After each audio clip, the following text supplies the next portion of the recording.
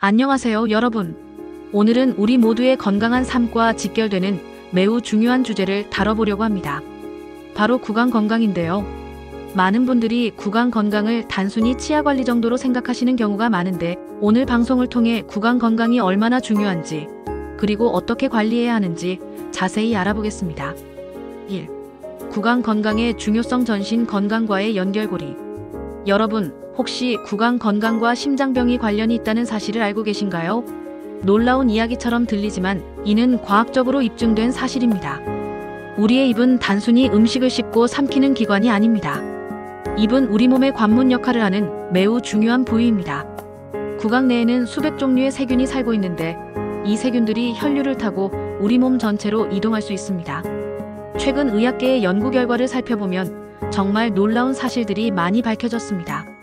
잇몸 질환이 있는 사람은 심혈관 질환에 걸릴 확률이 2배에서 3배 높다고 합니다. 왜 그럴까요? 잇몸에 염증이 생기면 염증을 일으키는 세균과 독소들이 혈관을 통해 심장으로 이동하게 됩니다. 이때 혈관벽에 손상을 주고 동맥경화를 촉진시켜 심장병의 위험을 높이는 것입니다. 또한 당뇨병과 구강 건강의 관계도 매우 밀접합니다. 당뇨병 환자는 면역력이 약해져 잇몸 질환에 더 쉽게 걸리고, 반대로 잇몸 질환이 있으면 혈당 조절이 더욱 어려워집니다. 이는 악순환의 고리를 만들어 두 질환 모두를 악화시킬 수 있습니다. 임신 중인 여성분들께는 더욱 중요한 이야기입니다. 임신 중 잇몸 질환은 조산이나 저체중아 출산의 위험을 높일 수 있다는 연구 결과가 있습니다. 잇몸의 세균이 양수에 영향을 주어 태아에게 악영향을 미칠 수 있기 때문입니다. 호흡기 질환과의 관련성도 무시할 수 없습니다. 구강 내 세균이 호흡기로 이동하여 폐렴이나 기관지염을 유발할 수 있으며, 특히 고령자나 면역력이 약한 분들에게는 생명을 위협할 수도 있습니다. 이처럼 구강 건강은 단순히 치아와 잇몸만의 문제가 아닌 우리 몸 전체의 건강을 좌우하는 핵심 요소입니다. 따라서 구강 건강 관리는 선택이 아닌 필수라고 할 수 있겠습니다. 2. 올바른 칫솔질 방법. 하루 3번의 기본 습관. 그럼 이제 구체적으로 어떻게 관리해야 하는지 알아보겠습니다. 가장 기본이 되는 것은 바로 칫솔질입니다. 하루 3번 양치질한다고 하시는 분들이 많은데, 정말 올바른 방법으로 하고 계신가요? 먼저 칫솔 선택부터 시작해 보겠습니다. 많은 분들이 딱딱한 칫솔모를 선호하시는데, 이는 잘못된 선택입니다. 너무 딱딱한 칫솔모는 잇몸을 손상시키고 치아 표면을 마모시킬 수 있습니다. 부드러운 모의 칫솔을 선택하는 것이 좋으며, 칫솔모의 끝이 둥근 것을 권합니다. 칫솔의 크기도 중요합니다.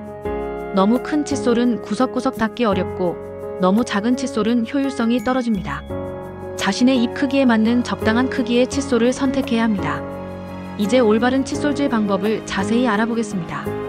첫 번째, 칫솔을 치아와 잇몸 경계선에 45도 각도로 대고 시작합니다. 이때 칫솔모가 잇몸 속으로 살짝 들어가도록 하는 것이 중요합니다. 두 번째, 작고 부드러운 원형 동작으로 닦습니다. 많은 분들이 앞뒤로 크게 문지르시는데, 이는 잘못된 방법입니다. 작은 원을 그리며 부드럽게 마사지하듯 닦는 것이 효과적입니다. 세 번째, 충분한 시간을 투자해야 합니다. 최소 2-3분간은 닦아야 하며, 입안 전체를 체계적으로 닦아야 합니다. 앞니부터 시작해서 어금니까지 바깥쪽 면과 안쪽 면, 그리고 씹는 면을 모두 꼼꼼히 닦아주세요. 네 번째, 혀 청소도 빼놓을 수 없습니다. 혀에는 수많은 세균이 서식하고 있어 구취의 주요 원인이 됩니다. 칫솔로 혀를 앞에서 뒤로 부드럽게 닦아주거나 전용 혀 클리너를 사용하시면 좋습니다. 칫솔질하는 힘도 조절해야 합니다. 너무 세게 닦으면 잇몸이 상하고 치아가 마모될 수 있습니다. 계란을 깨뜨리지 않을 정도의 힘으로 부드럽게 닦는 것이 적당합니다. 칫솔 교체 시기도 중요합니다.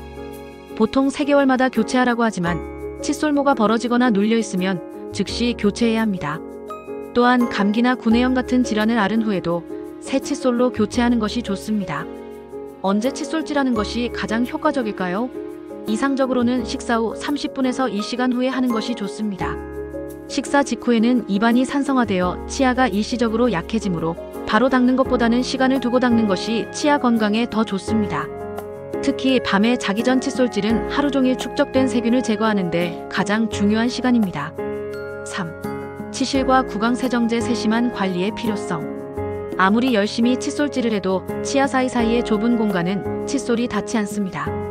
여기에 필요한 것이 바로 치실입니다. 하지만 우리나라 사람들의 치실 사용률은 매우 낮은 편입니다. 왜 치실이 필요한지, 어떻게 사용해야 하는지 자세히 알아보겠습니다. 치아 표면의 플라그는 칫솔로 제거할 수 있지만 치아와 치아 사이의 플라그는 칫솔로 40% 정도밖에 제거되지 않습니다. 나머지 60%는 치실을 사용해야만 제거할 수 있습니다. 이 부분에 쌓인 플라그는 충치와 잇몸 질환의 주요 원인이 됩니다. 올바른 치실 사용법을 알려드리겠습니다. 먼저 치실을 40에서 50cm 정도 뽑아서 양손의 중지에 감습니다. 남은 치실은 엄지와 검지로 잡고 조절합니다. 치아 사이에 부드럽게 넣되 잇몸을 다치지 않도록 조심해야 합니다. 치아 사이에 넣은 후에는 한쪽 치아 면을 따라 시자 모양으로 감싸듯 하여 위아래로 움직입니다. 그 다음 반대편 치아도 같은 방식으로 닦아줍니다. 한 치아당 3에서 4회 정도 움직이면 됩니다. 처음 치실을 사용하시는 분들은 잇몸에서 피가 날 수 있습니다. 이는 잇몸이 약해져 있거나 염증이 있기 때문인데 며칠간 꾸준히 사용하면 잇몸이 건강해지면서 출혈이 줄어들게 됩니다. 다만 계속해서 심한 출혈이 있다면 치과에 상담받으시는 것이 좋습니다. 치실은 언제 사용하는 것이 좋을까요? 하루 한 번, 가능하면 밤에 자기 전에 사용하는 것을 권합니다. 칫솔질 전에 치실을 사용하면 치약의 불소 성분이 치아 사이까지 더 잘 침투할 수 있어 효과적입니다. 이제 구강세정제에 대해 알아보겠습니다. 구강세정제는 칫솔과 치실이 닿지 않는 부분까지 살균하고 구강을 전반적으로 깨끗하게 해주는 역할을 합니다. 하지만 구강세정제가 칫솔질과 치실을 대체할 수는 없다는 점을 명심해야 합니다. 구강세정제를 선택할 때는 성분을 잘 확인해야 합니다. 불소가 함유된 제품은 충치 예방에 도움이 되고 항균 성분이 들어있는 제품은 잇몸 질환 예방에 효과적입니다. 다만 알코올 함량이 높은 제품은 구강을 건조하게 만들 수 있으므로 주의가 필요합니다. 사용법은 간단합니다. 칫솔질과 치실 사용 후에 적당량을 입에 머금고 30초에서 1분간 가글 한 후 뱉어내면 됩니다. 사용 후 30분간은 음식 섭취를 피하는 것이 좋습니다. 4. 충치와 잇몸 질환 가장 흔한 구강 질환의 이해. 이제 우리가 예방해야 할 주요 구강 질환들에 대해 자세히 알아보겠습니다. 가장 흔한 두 가지 질환은 바로 충치와 잇몸 질환입니다. 먼저 충치에 대해 말씀드리겠습니다. 충치는 어떻게 생기는 걸까요? 우리 입안에는 뮤탄스균이라는 세균이 살고 있습니다. 이 세균은 우리가 섭취한 당분을 먹이로 삼아 산을 만들어냅니다. 이 산이 치아의 가장 단단한 부분인 범낭지를 녹이면서 충치가 시작됩니다. 충치의 진행 단계를 살펴보면 이해가 쉬워집니다. 1단계는 초기 충치로 범낭질 표면에만 구멍이 생긴 상태입니다. 이때는 통증이 없어서 자각하기 어렵습니다. 2단계는 상아질까지 진행된 상태로 찬 것이나 단 것에 시린 증상이 나타납니다. 3단계는 치아 신경까지 감염된 상태로 극심한 통증이 발생합니다. 4단계는 치아 뿌리까지 감염이 퍼진 상태로 농양이 생기고 심한 경우 발열까지 동반됩니다. 충치는 한번 생기면 자연 치유되지 않습니다. 초기에 발견하면 간단한 치료로 해결되지만 진행될수록 복잡하고 비용이 많이 드는 치료가 필요합니다. 따라서 예방이 최선의 방법입니다. 다음으로 잇몸 질환에 대해 알아보겠습니다. 잇몸 질환은 치은염과 치주염으로 구분됩니다. 치은염은 잇몸에만 국한된 염증으로 비교적 가벼운 상태입니다. 잇몸이 빨갛게 붓고 칫솔질할 때 피가 나지만 적절한 관리를 하면 완전히 회복될 수 있습니다. 문제는 치은염이 치주염으로 진행되는 경우입니다. 치주염은 잇몸뿐만 아니라 치아를 지지하는 뼈까지 파괴하는 심각한 질환입니다. 잇몸이 치아에서 분리되어 깊은 주머니가 형성되고 여기에 세균이 번식하면서 염증이 더욱 심해집니다. 심한 경우 치아가 흔들리거나 빠질 수도 있습니다. 치주염의 무서운 점은 초기에는 별다른 증상이 없다는 것입니다. 침묵의 질환이라고 불리는 이유입니다. 잇몸에서 피가 나거나 붓는 증상을 대수롭지 않게 여기다가 심각한 상태까지 진행되는 경우가 많습니다. 잇몸 질환의 주요 원인은 플라그와 치석입니다. 플라그는 세균 덩어리로 끈적한 막을 형성하며 치아 표면에 달라붙습니다. 제대로 제거되지 않으면 딱딱하게 굳어져 치석이 됩니다. 치석은 칫솔로 제거되지 않으며 그 표면이 거칠어서 더 많은 플라그가 달라붙게 만듭니다. 흡연, 당뇨병, 스트레스, 임신, 유전적 요인 등도 잇몸 질환의 위험 요인입니다. 특히 흡연자는 비흡연자에 비해 잇몸 질환에 걸릴 확률이 3배에서 6배 높다고 알려져 있습니다. 잇몸 질환의 초기 증상을 알아두시면 조기 발견에 도움이 됩니다. 칫솔질할 때 피가 난다. 잇몸이 빨갛게 붓는다. 구취가 심해진다. 치아가 길어 보인다. 치아 사이가 벌어진다. 씹을 때 아프다 등이 주요 증상입니다. 5. 식습관과 구강 건강 당분 섭취와 산성 음식의 영향. 우리가 매일 섭취하는 음식은 구강 건강에 직접적이고 즉각적인 영향을 미칩니다. 우리는 우리가 먹는 음식으로 만들어진다는 말이 구강 건강에도 그대로 적용됩니다. 가장 주의해야 할 것은 당분입니다. 설탕, 과자, 케이크, 탄산음료, 과일 주스 등에 포함된 당분은 구강 내 세균의 완벽한 먹이가 됩니다. 세균들은 이 당분을 분해하면서 산을 만들어내고 이 산이 치아를 공격하여 충치를 만듭니다. 특히 주의해야 할 음식들을 구체적으로 말씀드리겠습니다. 사탕이나 캐러멜처럼 입안에 오래 머무르는 끈적한 음식들은 치아에 오랫동안 달라붙어 계속해서 산을 생성합니다. 건포도나 곶감 같은 말린 과일도 마찬가지입니다. 자연 당분이라고 해서 안전한 것은 아닙니다. 탄산음료는 이중으로 해롭습니다. 높은 당분 함량은 물론이고 산성도 또한 매우 높아서 치아를 직접 부식시킵니다. 제로 칼로리 음료도 안전하지 않습니다. 당분은 없지만 산성도는 여전히 높기 때문입니다. 과일 주스도 주의가 필요합니다. 비타민이 풍부해서 건강에 좋다고 생각하기 쉽지만 과일의 자연 당분과 산이 농축되어 있어 치아에는 좋지 않을 수 있습니다. 특히 시판 주스는 첨가당이 더해져 있는 경우가 많습니다. 산성 음식도 큰 문제입니다. 레몬, 오렌지 같은 감귤류, 토마토, 식초가 들어간 음식, 와인 등은 치아의 범랑지를 직접 녹일 수 있습니다. 이를 산부식이라고 하는데 충치와는 다른 메커니즘으로 치아를 손상시킵니다. 그렇다면 언제, 어떻게 먹는 것이 좋을까요? 당분이나 산성 음식을 완전히 피할 수는 없으니 현명하게 섭취하는 방법을 알아야 합니다. 첫째, 집중적으로 섭취하세요. 하루 종일 조금씩 나누어 먹는 것보다는 한 번에 먹고 끝내는 것이 좋습니다. 당분이나 산이 입안에 노출되는 시간을 최소화하는 것이 중요합니다. 둘째, 빨대를 사용하세요. 음료를 마실 때 빨대를 사용하면 치아와의 접촉을 최소화할 수 있습니다. 셋째, 섭취 후에는 물로 입을 헹구세요. 당분이나 산을 희석시키고 씻어내는 효과가 있습니다. 넷째, 바로 양치하지 마세요. 산성 음식을 섭취한 직후에는 치아가 일시적으로 약해집니다. 이때 칫솔질을 하면 오히려 치아 표면이 마모될 수 있으므로 30분에서 1시간 정도 기다린 후 양치하는 것이 좋습니다. 반면 구강 건강에 도움이 되는 음식들도 있습니다. 칼슘이 풍부한 우유, 요구르트, 치즈 등의 유제품은 치아를 튼튼하게 만들어줍니다. 섬유질이 풍부한 채소와 과일은 자연스럽게 치아를 청소하는 효과가 있습니다.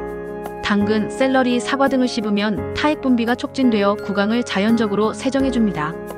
무엇보다 중요한 것은 물입니다. 하루 1.5-2리터 정도의 충분한 물을 마시면 구강을 깨끗하게 유지하고 타액 분비를 촉진합니다. 식사 중에도 물을 마시면 음식 찌꺼기를 씻어내는 데 도움이 됩니다. 6. 정기적인 치과 검진 예방이 최고의 치료. 아무리 집에서 철저히 관리해도 전문가의 정기적인 검진과 관리를 완전히 대체할 수는 없습니다. 치과 정기 검진은 구강 건강 유지의 핵심 요소입니다. 많은 분들이 아픈 곳이 없는데 굳이 치과에 갈 필요가 있을까? 라고 생각하시는데 바로 이것이 잘못된 인식입니다. 구강 질환의 대부분은 초기에는 증상이 없거나 미미한 경우가 많습니다. 특히 충치와 잇몸 질환은 상당히 진행될 때까지도 뚜렷한 증상이 나타나지 않을 수 있습니다. 6개월마다 정기적인 치과 검진을 받으면 어떤 장점이 있을까요? 첫째, 조기 발견이 가능합니다. 육안으로는 발견하기 어려운 초기 충치나 잇몸 질환을 전문가가 찾아낼 수 있습니다. XRAY 검사를 통해 치아 사이에 숨어있는 충치나 치아 뿌리의 문제도 발견할 수 있습니다. 둘째, 간단하고 경제적인 치료가 가능합니다. 초기에 발견된 작은 충치는 간단한 충전 치료로 해결되지만 늦게 발견되면 신경치료나 크라운 치료, 심한 경우 발치까지 필요할 수 있습니다. 치료비도 초기에는 몇만 원이면 되지만 진행되면 수십만 원에서 수백만 원까지 들 수 있습니다. 셋째, 개인별 맞춤 관리 방법을 제시받을 수 있습니다. 충치 위험도가 높은 분에게는 불소 도포나 실란트 치료를, 잇몸 질환 위험이 높은 분에게는 특별한 칫솔질 방법이나 구강관리 용품을 추천받을 수 있습니다. 정기검진에서 빼놓을 수 없는 것이 바로 스케일링입니다. 스케일링은 칫솔로 제거되지 않는 치석을 전문적으로 제거하는 과정입니다. 치석은 플라그가 타액 속 칼슘과 결합하여 굳어진 것으로 한번 형성되면 칫솔로는 절대 제거되지 않습니다. 치석이 왜 문제가 될까요? 치석의 표면은 매우 거칠어서 더 많은 플라그가 달라붙게 됩니다. 또한 치석 속에는 독소를 분비하는 세균들이 서식하여 잇몸에 지속적인 자극을 줍니다. 이것이 잇몸 질환의 주요 원인이 됩니다. 스케일링에 대해 잘못 알고 계시는 분들이 많습니다. 스케일링을 하면 치아 사이가 벌어진다, 치아가 시려진다는 걱정을 하시는데 이는 오해입니다. 스케일링으로 치석이 제거되면서 치아 본연의 모습이 드러나는 것이며 일시적인 시림은 며칠 내로 사라집니다. 국가에서는 스케일링의 중요성을 인정하여 만 19세 이상은 연 1회 건강보험 적용을 받을 수 있도록 하였습니다. 본인 부담금도 1만원에서 2만원 정도로 부담이 크지 않으니 꼭 정기적으로 받으시기 바랍니다. 정기검진에서는 구강암 검진도 함께 이루어집니다. 구강암은 조기 발견하면 치료 성공률이 높지만 늦게 발견되면 매우 위험한 질환입니다. 흡연이나 음주를 하시는 분들은 특히 주의가 필요합니다. 치과 검진을 받을 때 준비사항도 알려드리겠습니다. 검진 전에는 평소와 같이 양치질을 하시면 됩니다. 오히려 너무 과도하게 닦으면 잇몸이 자극받아 정확한 상태를 파악하기 어려울 수 있습니다. 또한 검진 전날에는 과도한 음주는 피하시는 것이 좋습니다. 정기검진 주기는 개인의 구강 상태에 따라 달라질 수 있습니다. 일반적으로는 6개월마다 권하지만 잇몸 질환이 있거나 충치가 잘 생기는 분들은 3에서 4개월마다 검진을 받는 것이 좋습니다.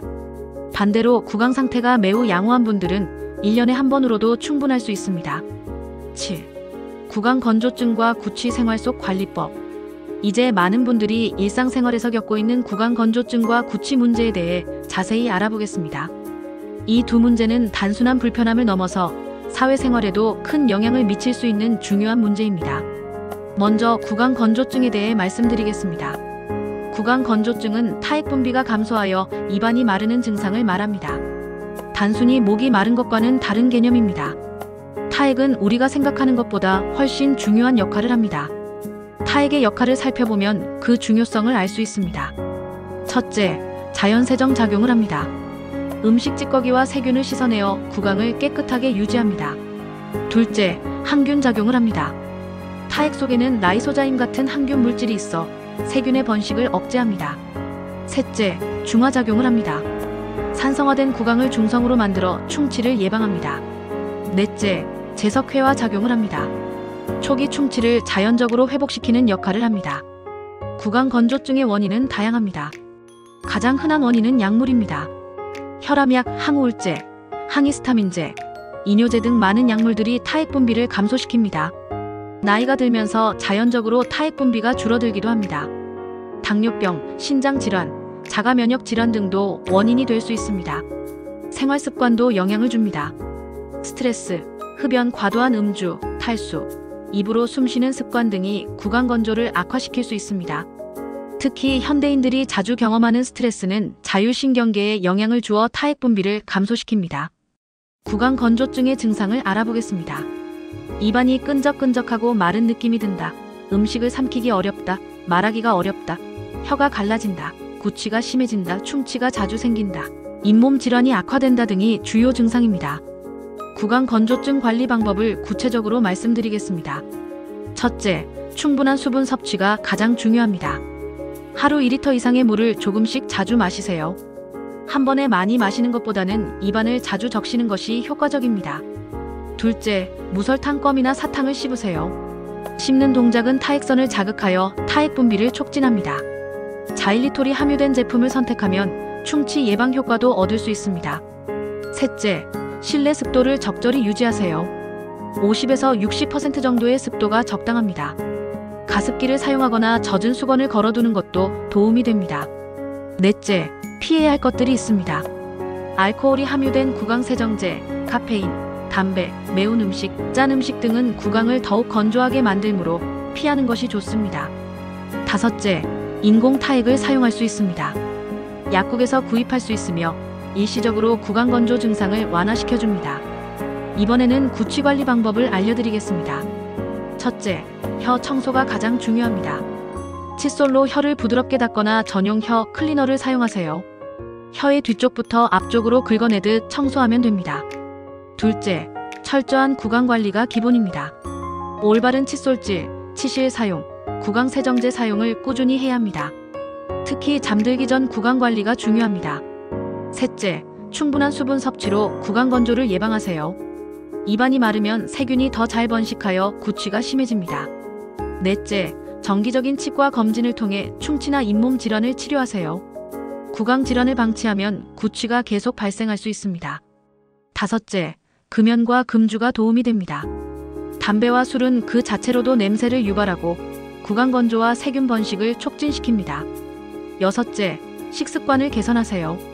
냄새가 강한 음식을 피하고 파슬리, 민트 등 자연적으로 구취를 개선하는 음식을 섭취하는 것이 도움이 됩니다. 만약 이러한 방법들을 시도해도 구취가 지속된다면 전문의와 상담하여 다른 원인이 있는지 확인해 보는 것이 필요합니다. 여러분, 오늘 방송을 통해 구강 건강의 중요성과 관리 방법에 대해 자세히 알아보았습니다. 구강 건강은 우리 삶의 질과 직결되는 매우 중요한 문제입니다. 맛있는 음식을 자유롭게 즐기고 자신감 있게 웃고 편안하게 대화할 수 있는 것 모두 건강한 구강이 있기에 가능합니다. 작은 습관의 변화가 큰 결과를 만들어냅니다. 매일의 5분 투자가 평생의 건강을 선사할 것입니다. 여러분 모두가 평생 건강하고 아름다운 미소를 유지하시길 바라며 오늘 방송을 마치겠습니다. 감사합니다.